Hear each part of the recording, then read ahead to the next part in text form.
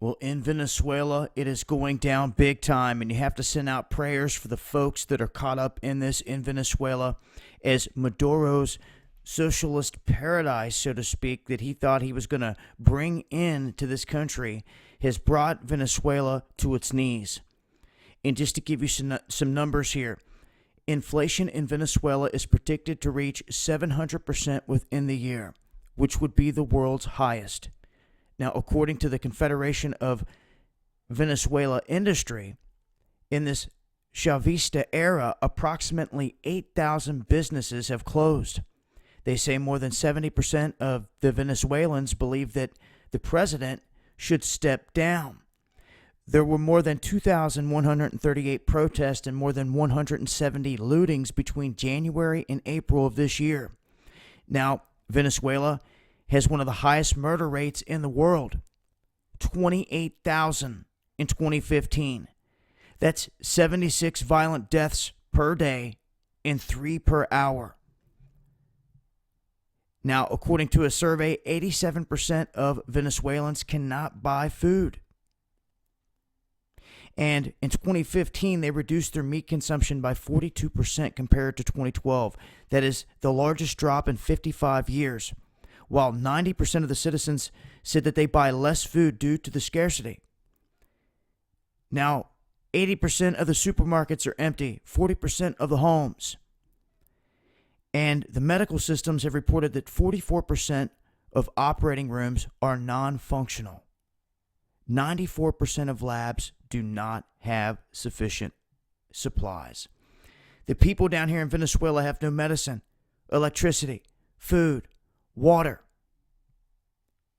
All they really have is street crime, desperation, and now the largest military exercise in the history of the country.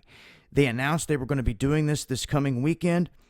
Other people were looking into it further, and they said, no, this is set to be the biggest military operation in their history that's going down. And Maduro,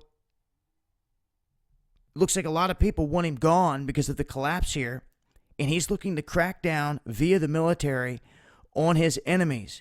And many say that they're going to take this out on protesters in the streets.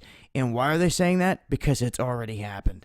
You come look at some of this video footage, you're going to see what they're doing, beating these people, knocking them out in the streets. Guys have their hands up, ready to submit. They're just coming up, slugging them, beating them, pistol whipping them. It's chaos in Venezuela. It truly is.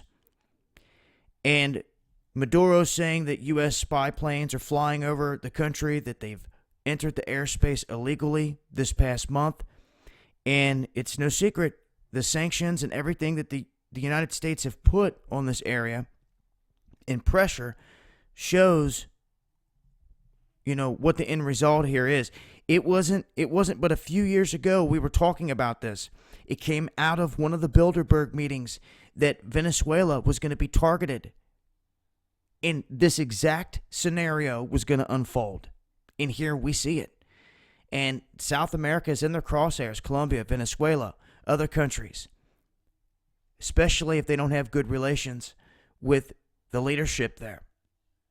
If they don't have a puppet in place, well, you've seen what's happened in every other country across the globe. But it's the people that are suffering here. And we've got to find a way. Hopefully a true leader can rise up out of these people.